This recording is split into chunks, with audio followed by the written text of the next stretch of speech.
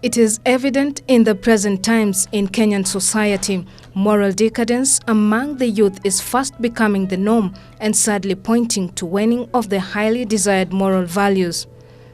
The patterns of behavior among the youth reveal morality level is at an all-time low, long regarded as a consequent factor of modernization.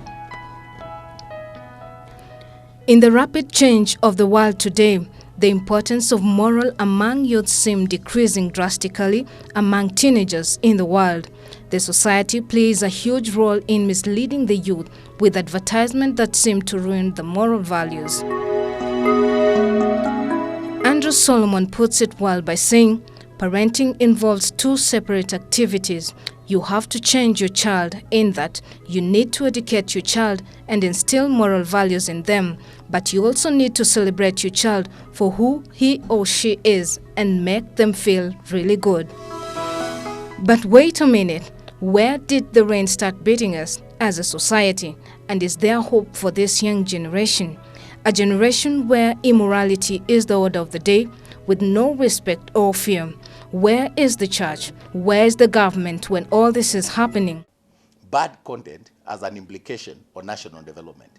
You ask me how, and I'll tell you, kids who are socialized to disobey the law, those are criminals.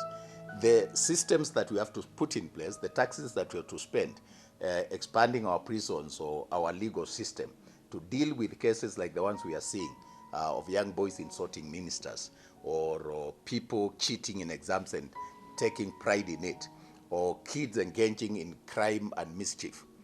The cost of reversing that trend will mean increased levels of crime and therefore spending more money to set up structures for the justice system and rehabilitation and so on and so forth. While we could embark on a process of using good content to teach the importance of values, starting structures in society that glorify good people, and they don't have to be rich, they don't have to be the most educated. They were there, the pillars that I used to see as our role model. Some of them were just ordinary pastors in the village. They were ordinary shopkeepers who would, see a mom and say, a mom comes, she doesn't have money, but she's saying, my kids are hungry, I need to get some food, and give me something, I'll pay. And they would trust. Those structures were there. I think we need to go back there and get content that speaks about those kind of things, that glorifies good deeds. And I think unless we take a deliberate effort, deliberate action to change the trend in the media, it will become very difficult for us to reverse it in the social order. For the simple reason that a lot of parents don't have the time for their children.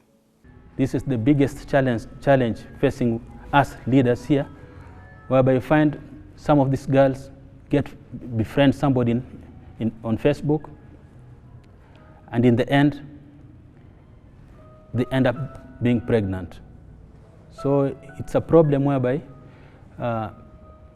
we need collective action, not only Muslims, but from across the divide, whereby to try and educate our girls on the dangers of premarital sex. Because in our religion, like Islam,